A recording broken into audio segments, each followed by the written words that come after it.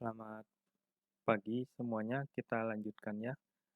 Minggu lalu kita sudah diskusi tentang bagaimana kita mengobservasi magnetic domain dengan metode yang utama yaitu Kerr effect.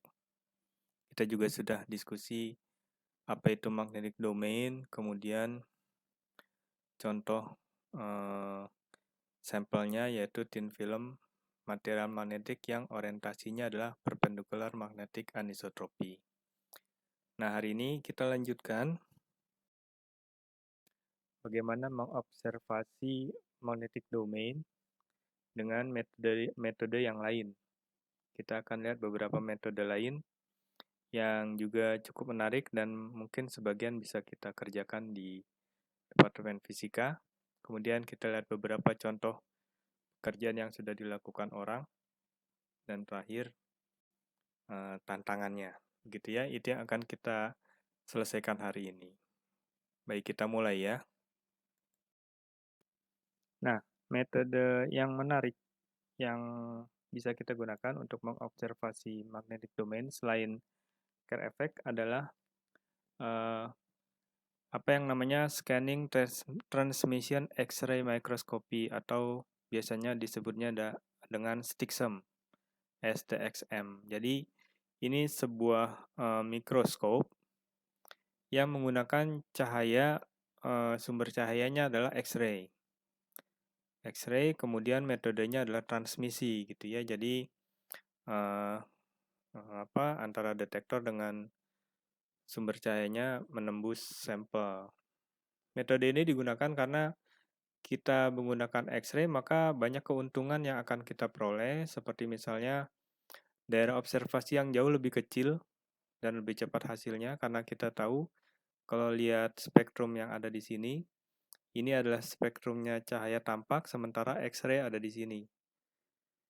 Yang ordernya, panjang gelombangnya nanometer gitu ya. Kemudian energi si X-ray-nya sendiri bisa kita atur-atur foton energinya sesuai dengan lintasan energi sampel yang akan kita observasi. Contohnya di gambar ini, bahwa kita bisa mengatur energi foton kita dalam daerah L3-nya metal iron atau di L2-nya metal iron, yang energinya tentu saja berbeda. Dengan begitu maka dia akan berinteraksi dengan elektron yang memiliki energi berbeda juga.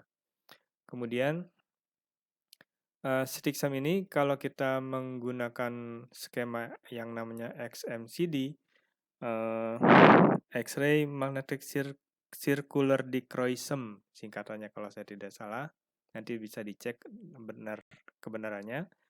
Nah, dengan metode XMCD maka kita bisa melihat kontras magnetik antara spin up dengan spin down. Jadi magnetic domain akan tergambarkan ketika kita mengiluminasi sampel dengan metode XMCD. XMCD nanti akan kita detailkan.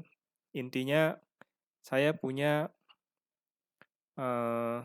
X-ray yang memiliki polarisasi melingkar, putar kiri, putar kanan. Jadi begitu dia masuk ke sampel magnet, maka nanti ada yang reaktif terhadap magnet, bisa itu putar kiri atau putar kanannya berubah, sehingga perubahan orientasi dari putar kiri menjadi putar kanan itu yang akan menghasilkan pola magnetic domain.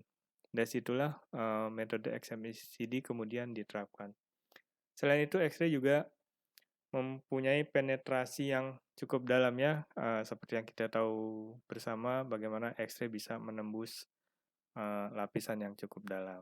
Nah, itu beberapa keuntungan ketika kita menggunakan X-ray yang coba diaplikasikan pada mikroskopi yang kemudian kita sebutnya sebagai STXM. Kita lihat skema pengukurannya. Nah, ini skemanya sebuah STXM. Jadi si STXM ini hanya ada beberapa yang hanya ada di beberapa tempat di dunia ini ya. Nah, di Amerika, kemudian di Eropa, kemudian ada di Korea satu. Setahu saya di Singapura sepertinya ada ini. Kalau berapa kali datang ke seminar Reboan, ada Pak Andrivo yang dari NUS suka presentasi di seminar Reboan.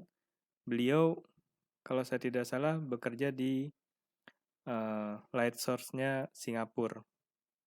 Kayaknya juga mungkin membangun sistem ini ya. Ini saya mengerjakannya di Pohang Light Source di Korea, di Postek. Ini kalau lihat fotonya, saya kelihatannya capek sekali karena biasanya mengerjakan ini 24 jam selama 2 atau 3 hari tidak berhenti. Biasanya gantian gitu, misalnya kalau kita berangkatnya bertiga atau berdua, ya satu tidur, satu mengerjakan, nanti gantian. Kayaknya saya ini lagi tengah malam, mungkin bisa jam 2, jam 3, saya bukanya capek. Ini skemanya ya, jadi cahaya itu datang dari sini, cahayanya si X-ray tadi datang dari kanan ini, lalu masuk ke sebuah lensa kalau seandainya ini adalah cahaya biasa. Jadi cahayanya datang ke arah ini gitu ya, ke arah ini si X-ray-nya, lalu masuk ke sebuah lensa positif pastinya, lensa cembung yang memfokuskan si cahayanya tadi. Nah, lensanya itu dibentuk oleh sebuah plat zona Fresnel gitu ya, karena ini kalau ingat dulu belajar fisika dasar, difraksi ini adalah zona Fresnel gitu ya, jadi memang dibentuk polanya seperti ini, nanti si X-ray itu akan difokuskan ke sini. Difokuskan, lalu kita punya sebuah aperture yang akan menutup bagian yang tidak diperlukan, lalu fokusnya di sini. Nah, sampelnya kita letakkan di sini, ditransmisikan oleh sampel, lalu dideteksi oleh detektor. Detektornya ya intinya seperti CCD begitu ya, kita menangkap gambar CCD tapi responsif terhadap intensitas X-ray gitu. Nah, ini skema sederhana dari sebuah STIXM. Lalu sekarang kita lihat bagaimana hasilnya, hasil dari pengambilan gambar ini. Nah, ini contoh hasil pengukuran STIXM yang pernah saya kerjakan. Detail ceritanya nanti bisa dilihat di paper yang saya publikasikan. Kamu bisa cari di Google Scholar, cari aja Jati Handoko, nanti di situ ada paper-paper publikasi saya, bisa dicek yang mana yang menceritakan tentang ini. Jadi ini saya lakukan pengukurannya menggunakan sampel kobalt platinum, thin film PMA, sama seperti pengukuran yang Care Effect kemarin. Lalu energi si X-ray-nya saya gunakan 776 elektron volt untuk bereaksi pada L3-nya, L3H energinya si kobalt. Saya iluminasi kobalt saya dengan X-ray yang polarisasinya melingkar.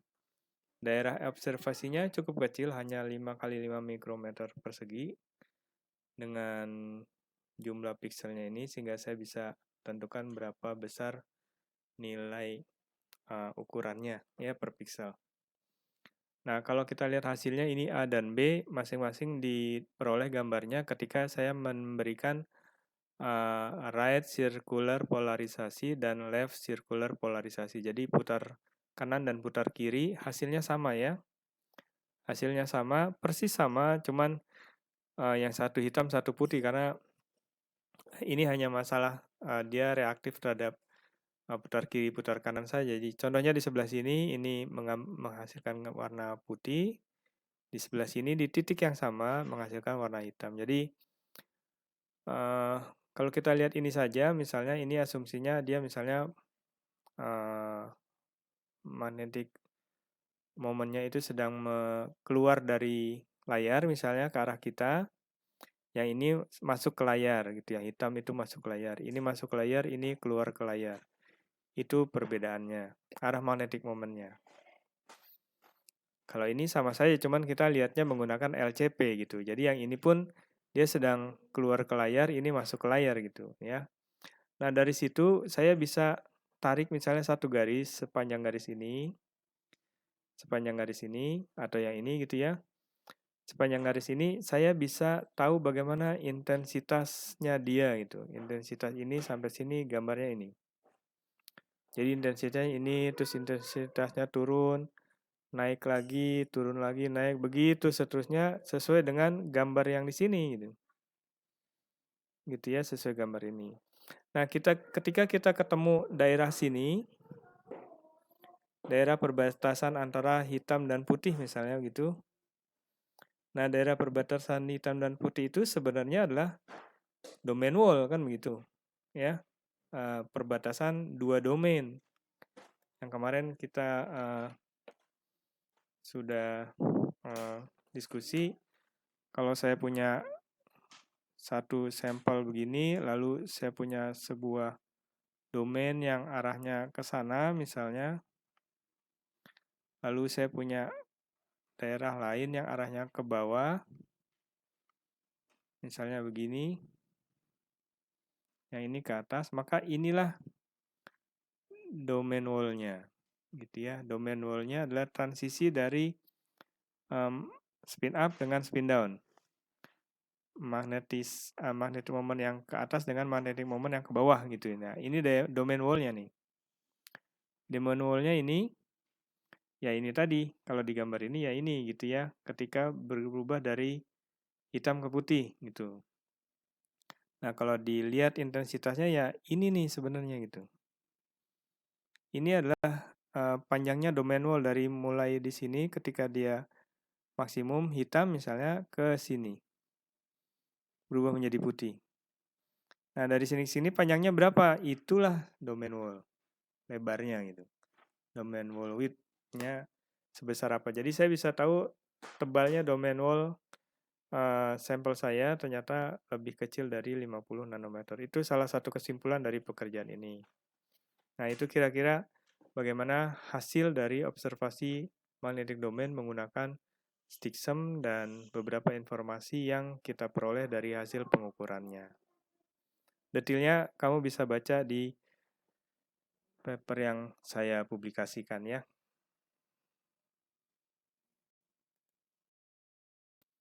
Nah, ini adalah metode lain selain STIXM tadi untuk mengobservasi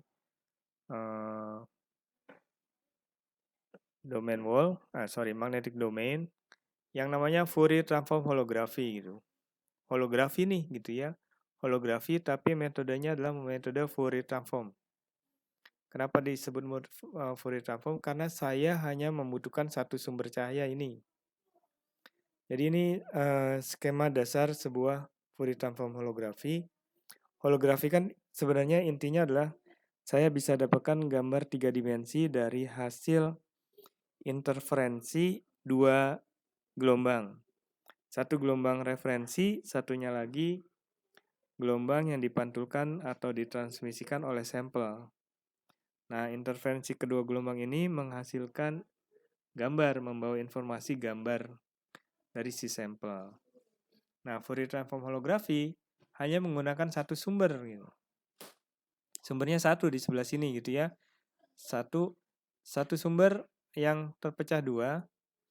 Satu mengenai sampel, ini sampelnya, lalu ditransmisikan mengenai film. Satunya lagi ada lubang kecil, pinhole gitu, yang nanti akan memancarkan si cahayanya tadi akan tersebar, lalu ketemu di sini. Ketemu antara cahaya yang dari sampel, dari objek yang kita ambil gambarnya, dengan cahaya aslinya yang keluar dari pinhole. Pinhole itu lubang kecil. Mereka berinterferensi di sini antara yang ini dengan yang ini gitu ya. Yang dari objek, yang dari referensi, dari pinhole. Nah, berinterferensi di sini menghasilkan pola-pola interferensi yang kemudian kalau kita rekonstruksi gambarnya akan kita dapatkan objek 3 dimensi dalam istilah biasanya disebutnya holografi sistem ini. Nah,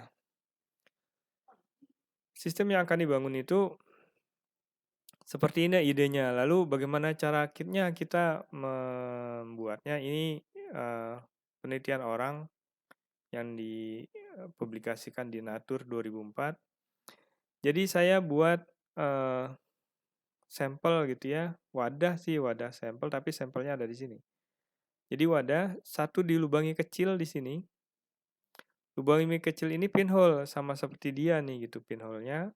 Lalu ini adalah sampelnya. Ini sampelnya seperti ini gitu. Disinari oleh sumber cahayanya kayaknya X-ray lagi nih karena ini stiksem lagi gitu ya.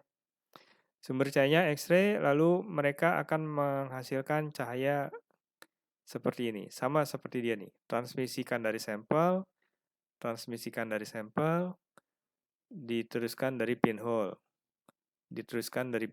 lalu keduanya ketemu di sini, direkam, lalu kalau direkonstruksi akan kita hasilkan gambar holografi dari si sampelnya. Gambarnya apa? Gambarnya adalah magnetic domain. Nah, kalau kita lihat detailnya di sini, susahnya adalah saya harus membuat pinhole yang dianggap lubang kecil bagi X-ray gitu. Jadi kalau X-ray lewat, ini adalah pinhole. Jadi kalau X-ray ordernya nanometer, maka lubang kecilnya, si pinhole-nya harusnya lebih kecil dari nanometer lagi kan gitu. Harusnya ukurannya lebih kecil dari nanometer. Nah itu mungkin tantangannya gitu. Saya nggak jamin di Indonesia apakah bisa dikerjakan. Bagaimana saya bisa membuat pinhole yang ukurannya lebih kecil dari nanometer atau lebih kecil dari panjang gelombangnya X-ray. Nah ini lubangnya gitu ya untuk melihat sampelnya. Jadi sampelnya ini masuk ke dalam gitu ya. Itu yang dikerjakan oleh satu grup kalau nggak salah dari Jerman ini penelitiannya. Nah, yang bisa kita kerjakan dikaitkan dengan si Fourier transform holografi tadi, kita bisa lakukan sedikit analitik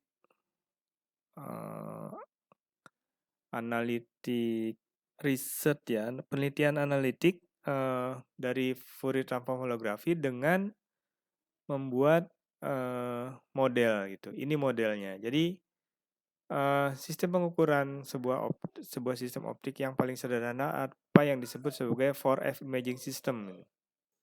Ini adalah sistem pengukuran yang sederhana. 4F itu mengacu pada jaraknya adalah 4 buah fokus. 4 buah titik fokus dari lensa. Jadi sistem pengukurannya seperti ini. Saya punya laser, lalu ada pinhole.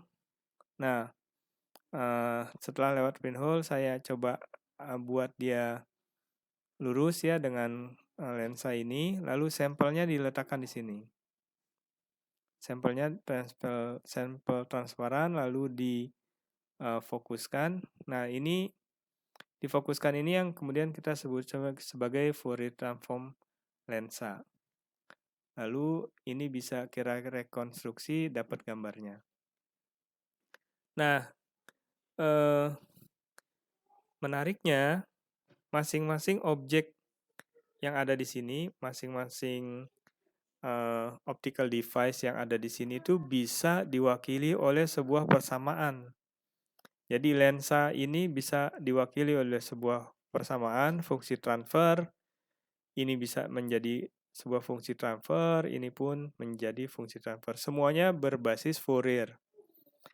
Jadi ini semuanya bisa dimodelkan lalu saya bisa bangun sistem seperti ini, lalu sampelnya bisa kita buat fungsi transfernya. Jadi sampelnya pun bisa punya fungsi transfer. Akibatnya sistem keseluruhan kita bisa modelkan, masing-masing punya fungsi transfernya, lalu tinggal si sampel ini kita lakukan gangguan gitu ya, diberikan medan magnet, dilakukan perubahan temperatur, lalu apa yang terjadi pada magnetic domain di sini. Gambarnya kelihatan Pak, kelihatan gambarnya. Gambar di sini rekonstruksi dari Fourier transform tadi. Jadi dari Fourier transform kalau dikembalikan nanti akan dapatkan gambar yang tentu saja gambarnya sesuai dengan objek yang kita juga modelkan. Nah ini menarik untuk dicoba. Saya waktu itu mengerjakannya tapi tidak sampai tuntas. Jadi yang senang dengan coding, melakukan permodelan gitu bisa mengerjakannya menggunakan MATLAB waktu itu saya. Ada beberapa buku yang cerita tentang optical device dibangun dari model-model yang berbasis MATLAB. Saya mesti cari dulu bukunya, tapi saya pernah punya waktu itu beberapa buah. Dan ini bisa dikerjakan ya. Ada satu publikasi saya yang sederhana, tidak jurnal tapi ya lumayan gitu ya. Bisa dicek sekali lagi di Google Scholar saya. Waktu itu saya mengerjakan ini. Nanti kita lihat detailnya. Baik, sekarang kita masuk ke bagian berikutnya yaitu beberapa pekerjaan yang berkaitan dengan observasi magnetic domain. Idenya adalah bagaimana saya bisa mendapatkan kurva hysteresis loop, kurva hysteresis MH curve, lalu saya bisa kaitkan kurva tadi dengan magnetic domain yang berubah-ubah tergantung pada di mana magnetic domain itu diobservasi dari kurva hysteresisnya. Ini ada satu frase dari Bertotti. Bertotti ini seorang fisikawan yang mengarang buku judulnya Hysteresis gitu. Satu buku judulnya Hysteresis yang dikarang oleh beliau. Saya diberi buku itu PDF, kalau ada yang tertarik bisa saya berikan. Isinya ya hysteresis saja gitu. Jadi kalau memang ingin bekerja di kurva hysteresis, pahamilah buku beliau, maka saya yakin cerita yang bisa digali dari kurva hysteresis itu akan banyak sekali. Baik, semuanya berawal pada kurva hysteresis. Ini ya, kemarin kita sudah diskusikan dia nih, gitu ya, bagaimana kurva hysteresis itu terbentuk, lalu bagian-bagiannya ya, di sini saturasi, di sini coercivity ketika orientasinya acak, kalau ini orientasinya jelas pada arah tertentu. Nah, ketika pertama kali si sampel kita diberikan medan magnet, maka berubahnya arah magnetic moment, berubahnya arah magnetic moment, misalnya kalau saya gambar begini, saya mula-mula misalnya begini gitu ya. Ini magnetic moment saya, kemudian saya berikan H ke sana, medan magnet, maka magnetic moment ini akan berubah arah seiring dengan arahnya dia. Maka dia akan berubah ke sini ya, magnetic moment yang baru. Nah, berubahnya arah dari ini menjadi dia, itu yang kemudian kita sebutnya sebagai magnetization reversal mechanism gitu ya. Jadi bagaimana mekanisme berubahnya magnetic moment dari satu arah ke arah yang lain. Kenapa ini penting? Karena kita ingin lihat penggunanya nanti misalnya pada memori, pada digital 0101 kan sebenarnya ini mewakili 0, ini mewakili 1. Bagaimana mekanisme berubahnya dari 0 ke 1 gitu, dari 1 ke 0. Berapa energi yang dibutuhkan, berapa cepatnya gitu. Nah, itu harusnya kita analisis. Nah, kalau hanya bicara magnetisasi, kumpulan dari magnetic moment, sebenarnya sudah terlihat ketika bentuk kurva histeresisnya kita peroleh. Misalnya ini ya, kalau seandainya kurva histeresisnya bentuknya seperti ini, maka kita kenal mekanismenya adalah nucleation type gitu. Tapi kalau bentuk kurva histeresisnya seperti ini terus kita sebutnya sebagai pinning type. Pinning type itu identik dengan domain wall propagation gitu. Jadi jelaskan ya. Jadi kalau kita lihat lebih detailnya, ini adalah si nucleation type, ini adalah domain wall propagation type. Jadi siapa yang lebih dominan ketika magnetic moment kita berubah dari up ke down misalnya atau dari kiri ke kanan. Yang dimaksud dengan pinning dengan nucleation type itu begini. Kalau saya gambar. Kalau saya punya sebuah sampel gitu ya. Misalnya ini tin film saya. Lalu pada daerah sini nih udah hitam semua gitu. Hitam itu semua itu identik dengan magnetic moment yang arahnya menembus atau yang arahnya ke sini deh gitu ya biar gampang. Sementara yang putih itu identik dengan magnetic moment yang arahnya ke sini. Kemudian saya perbesar medan magnetnya ke arah sana. Nah, gitu. Maka harusnya ini jadi hitam nih yang ini. Nah, jadi hitamnya ini karena magnetic momennya ikuti arah ini gitu ya. Jadi ini menghilang kenapa? Nah, jadi hitamnya itu karena banyak timbul titik-titik baru di sini. Titik-titik baru yang menunjukkan arah magnetic moment yang ini gitu ya. Nah, titik-titik ini yang kemudian kita sebutnya sebagai nucleation type. Jadi titik-titik ini makin banyak, penuh, dan akhirnya ini semuanya hitam gitu. Nah, itu yang kemudian kita sebutnya sebagai nucleation dominant. Mekanismenya berbaliknya ya, magnetization reversal mechanism. Nah, kebalikannya yang dimaksud dengan magnetic domain wall propagation dominant itu sama seperti tadi. Kita punya ini sama ya, persis sama ceritanya. Tapi sekarang bukan timbul titik-titik di sini, tapi pinggiran ini si domain wall ini jalan ke sana gitu.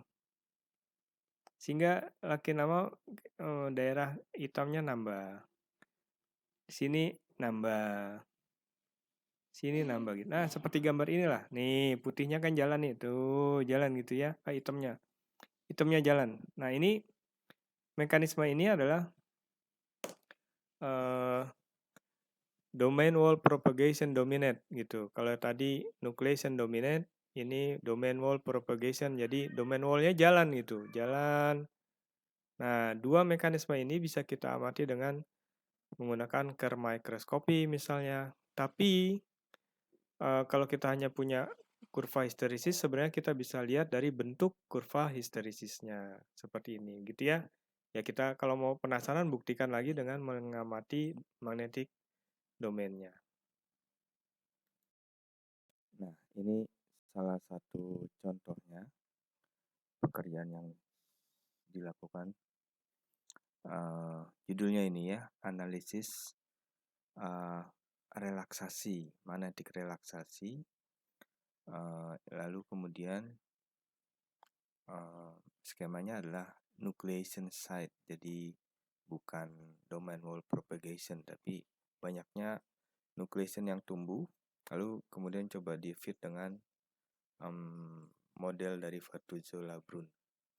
Jadi saya menggunakan sampel tin film kobalt platinum dan kobalt iron boron palladium multilayer dengan arah magnetiknya adalah perpendikular.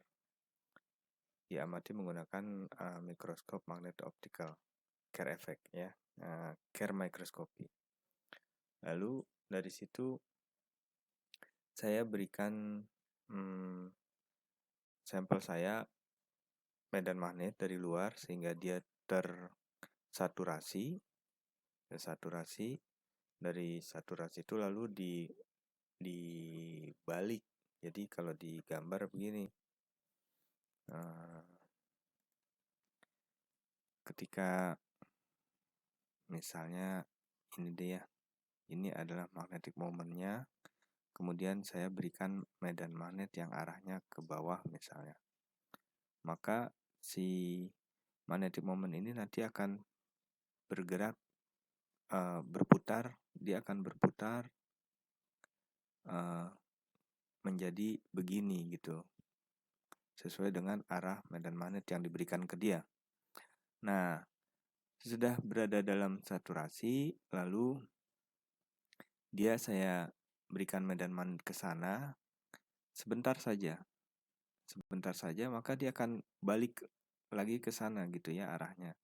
Balik lagi, tapi sebentar. Kalau ini kan tadi diberikannya lama nih, yang ini. Nah, yang kedua yang ini sebentar saja, sehingga magnetic momentnya itu berputarnya dengan sendirinya gitu, relaksasi. Nah, berapa lama relaksasinya diamati, bagaimana bentuk kurva magnetisasi versus waktunya diamati, lalu kita padukan dengan model yang namanya Fatuzzo-Labrun model. Dari situ kita bisa tahu bagaimana tingkah laku dari magnetization reversalnya. Jadi bagaimana dia berbalik dari up ke down, dari up ke down atau dari down ke up lagi. Kembalinya tuh mekanismenya seperti apa. Begitu kira-kira yang diamati ya. Nah, ini contoh data yang diperoleh. Jadi tadi dia saya push sampai di titik saturasi dengan memberikan medan magnet saturasi di sini. Kemudian saya berikan medan magnet balik ke arah berlawanan, ke arah yang ini di sini gitu ya. Kemudian si magnetisasi itu nanti akan balik arahnya. Setelah dia berada saturasi, dia akan balik ke kiri arahnya misalnya, kemudian ditahan oleh ini gitu ya sebentar. Nah, ditahan oleh sini, maka kita akan dapatkan bentuk kurva seperti ini. Ternyata bentuk kurvanya ada yang ini, ada yang modelnya begini gitu ya. Nah, ini yang bilangnya S-shape gitu, jadi berbentuknya seperti huruf S dan ini seperti logaritmik. Nah, dua bentuk seperti ini ternyata menunjukkan bagaimana mekanisme magnetization reversalnya. Jadi bagaimana dia berbalik dari up ke down. Bisa dilihat dari bentuk yang kurvanya seperti ini menurut Fatuzzo-Labrun model tadi. Jadi kalau bentuknya S seperti ini, maka yang menjadi dominannya adalah nucleation. Jadi akan banyak nucleation yang baru tumbuh sehingga totalnya menjadi saturasi. Sementara yang bentuknya logaritmik ini dominannya adalah karena bergeraknya domain wall. Jadi domain wall propagation dominate. Jadi ini akan bertambah lebar, ini akan bertambah lebar begitu ya. Nah, itu yang bisa dilakukan orang dengan mengamati magnetic domain. Kita lihat pekerjaan yang lainnya selain ini. Detailnya bisa dibaca di paper yang tadi judulnya ada ya, di situ bisa dicari. Nah, ini contoh pekerjaan lain dikaitkan dengan Fourier transform holografi yang di depan tadi kita sudah diskusikan ya, Fourier transform holografi. Jadi investigasinya analitik saja. Jadi saya buat modelnya masing-masing persamaannya, kemudian coba dibuat polanya seperti apa dengan memvariasikan dua lubangnya ya, karena kalau Fourier transform holografi kan tadi ada dua lubang tuh, lubang untuk cahaya referensi, satunya lagi lubang untuk sampelnya. Lalu diiluminasi dengan sinar X-ray, panjang gelombangnya X-ray ya. Divariasikan diameter lubangnya, jadi kalau 50-50 mikrometer dapatnya pola difraksinya seperti ini. Ini pola difraksinya, pola intensitasnya ya. Kalau saya buat di 25 dan 1 mikro agak bagus gitu ya, karena yang kita gunakan adalah cahaya X-ray, maka harusnya lebih kecil lagi gitu. Ini terlihat pola difraksinya mulai menghilang dibandingkan yang ini tadi ya. Jadi ini lebih baik. Nah, itu bisa kita kerjakan itu. Pekerjaan yang lainnya dikaitkan dengan analitik menggunakan Fourier transform optik adalah yang 4F imaging system ini ya. Jadi berjalan lebih jauh,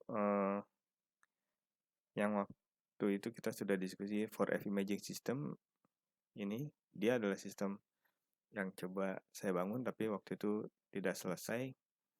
Jadi saya coba buat model sederhana seperti ini, ada apertur, kemudian di sini adalah difraksi yang dihasilkan dari apertur tadi, lalu rekonstruksi gambarnya. Dengan menggunakan MATLAB, model tadi saya bisa dapatkan, jadi aperturnya saya bisa bentuknya buat kotak atau misalnya melingkar. Lalu di sini ada pola difraksi yang dihasilkan nih. Ini untuk dia, ini untuk ini. Nah, di pola difraksi ini bisa saya rekonstruksi menjadi gambar sesuai dengan aperturnya ya. Kalau dia kotak ya kotak. Apertur ini tidak lain adalah objek benda yang kita amati. Nah, dari sini saya bergerak lebih jauh, saya coba pasangin sebuah lensa positif. Lensa positif saya fokuskan lalu ditampilkan lagi di layar. Hasilnya seperti ini, kurang begitu bagus ya, kurang begitu bagus rekonstruksi gambarnya. Nah, itu waktu itu saya presentasikan di sini gitu ya. Nah, menariknya kan nanti kalau si apertur ini kita ganti dengan sebuah thin film transparan yang berbasis berbasis magnet gitu. Dari situ punya persamaannya, maka kita bisa amati tuh bagaimana bentuk magnetic domain-nya misalnya gitu ya. Tapi akhirnya saya tidak lanjutkan pekerjaannya, berhenti sampai di sini. Nah, itu adalah beberapa contoh pekerjaan yang dikaitkan dengan magnetic domain observasi ya. Baik ya. Setelah kita tahu tentang magnetic domain, apa yang sudah dikerjakan orang, apa itu magnetic domain, bagaimana mengukurnya. Nah, sekarang kita akan diskusi kira-kira apa yang bisa kita kerjakan. Masih ada nggak tantangannya gitu ya, tantangan yang bisa kita kerjakan berkaitan dengan magnetic domain. Kita lihat satu-satu ya. Yang pertama, tantangannya adalah bagaimana kita bisa mengamati fenomena Faraday rotation sebenarnya. Jadi Faraday rotation ini mirip dengan Kerr yang di depan kita sudah diskusi. Kalau Kerr itu cahayanya dipantulkan, minggu lalu ya kita sudah diskusi tentang Kerr. Kalau Kerr itu cahaya terpolarisasi datang lalu dipantulkan oleh thin film, maka pada Faraday rotation sampelnya adalah transparan, jadi diteruskan gitu. Jadi contohnya begini nih, saya punya sebuah sampel, saya berikan medan magnet, lalu saya iluminasi dengan cahaya terpolarisasi. Ketika saya berikan medan magnet, maka magnetic moment yang ada di sampel ini akan berputar seiring dengan besarnya medan magnet yang diberikan dan arahnya gitu ya. Nah, ketika magnetic momentnya berubah, itu akan menginduksi polarisasi cahaya terpolarisasinya yang arahnya ini bergeser menjadi ini gitu. Nah, pergeseran inilah yang kita amati. Sama seperti Kerr, kalau Kerr dipantulkan ini diteruskan. Sama kita bangun sistem yang menghasilkan cahaya terpolarisasi, pakai polarisator, taruh sampelnya, lalu berikan medan magnet di sini, amati outputnya. Setahu saya di lab fisika lanjutan ada, jadi kita bisa bangun sistemnya. Waktu itu saya pernah buat yang kecil tapi tidak memuaskan. Kita bangun sistemnya, kemudian bisa juga kita lakukan simulasi menggunakan fasilitas konsol. Sampelnya bisa yang standar ataupun kalau perlu kita buat gitu ya. Salah satu misalnya membuat sampel menggunakan barium hexaferrit transparan film yang setahu saya dikembangkan oleh Pak Azwar Manaf bersama Pak Budi kalau saya tidak salah. Ya, ini bisa dikerjakan. Nah, ini adalah skema diagramnya secara keseluruhan si Faraday rotation. Jadi saya punya sumber laser, lalu ini adalah polarisator. Keluar dari polarisator saya punya fungsi dari cahaya terpolarisasinya ya. Ini fungsi cahaya terpolarisasi, lalu masuk ke coil. Coil ini adalah sampelnya. Sampelnya sehingga si cahaya terpolarisasi ini akan bergeser sedikit gitu ya, bergeser sedikit, akhirnya ada ini sekarang gitu. Oh, ini diuraikan gitu ya. Ada perubahan karena ada dia maka ada perubahan arah polarisasinya. Lalu keluar dari analisator diuraikan nih gitu, diuraikan kedua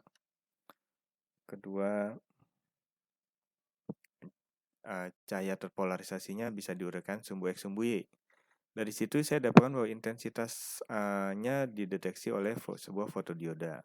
Dari situ diambil datanya bisa dengan instrumentasi amplifier dan lainnya. Sistem ini penjelasannya ada di paper ini, bisa dicari. Nah, ini yang ingin dibangun sistemnya di fisika lanjutan, setahu saya sudah ada. Mungkin bisa kita variasikan bagaimana chamber sampelnya gitu ya. Chamber sampelnya bisa variasi temperatur, bisa variasi medan magnetnya, arahnya misalnya begitu. Jadi cukup menarik untuk dibangun sistemnya sebenarnya. Sampelnya pun bisa cairan misalnya minyak, sehingga kita punya sistem pengukuran yang mendeteksi baik atau tidaknya minyak goreng misalnya gitu. Itu yang dikerjakan oleh Pak Aris sekarang dengan mahasiswa bimbingannya. Nah, ini detailnya ya, bagaimana sistem tadi dibangun. Pekerjaan lain yang juga sedang dan akan saya kerjakan, misalnya saya punya satu set sampel cobalt iron boron, bisa kita observasi strukturnya menggunakan X-shaft. Ini seperti XRD tapi sumber cahayanya laser. Cukup menarik, tapi mengukurnya susah karena mengukurnya yang terdekat adanya di Thailand setahu saya, atau mungkin di Singapura. Bisa juga dibandingkan hasil pengukuran dengan simulasi menggunakan Ini biasanya Pak Dede nih yang mengerjakan ini. Saya juga saat ini sedang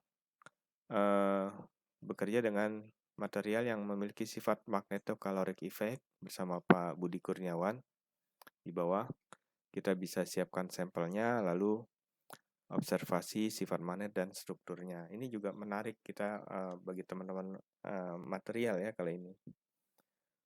Nah, dulu juga saya pernah bekerja dengan Bu Vivi di zinc oxide yang didoping oleh kobal ataupun mangan. Tapi sepertinya terus berhenti, tidak melanjutkan lagi. Ini sebenarnya menarik ya, kita punya zinc oxide yang fungsinya ternyata bermanfaat sekali, banyak. Bisa dibaca paper-papernya Bu Vivi, lalu kita doping dengan kobal atau mangan sehingga mudah-mudahan timbul sifat magnetnya. Sifat magnet tadi juga bisa kita modifikasi dengan menembakkan neutron gitu. Dengan ditembakkan neutron mudah-mudahan sifatnya menjadi baik, lalu kita bisa manfaatkan. Itu adalah zinc oxide ya.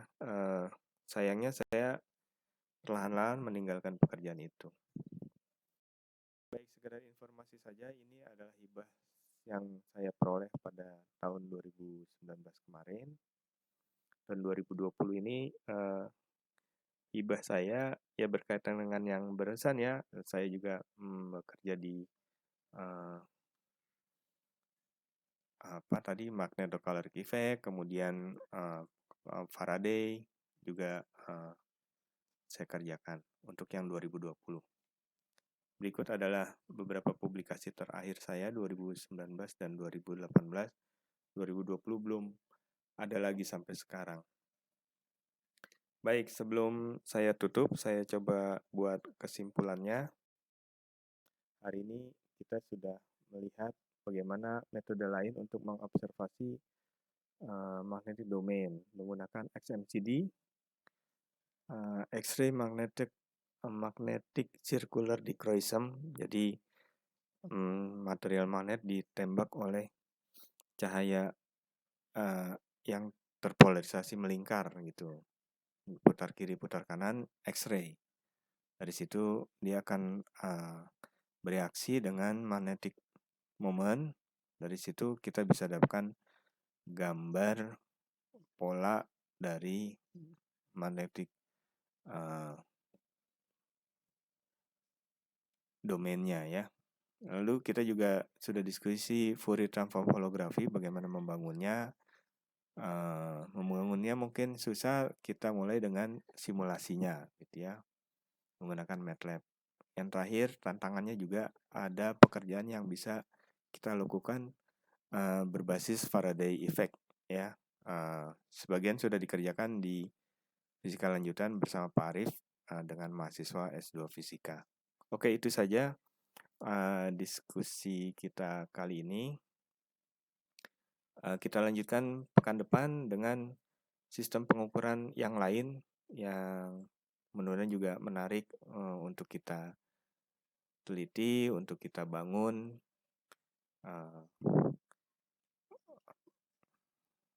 Sekian dulu. Terima kasih. Mudah-mudahan semuanya sehat, tetap di rumah, dan dibaca ya, dilihat-lihat lagi materi ini. Terima kasih semuanya.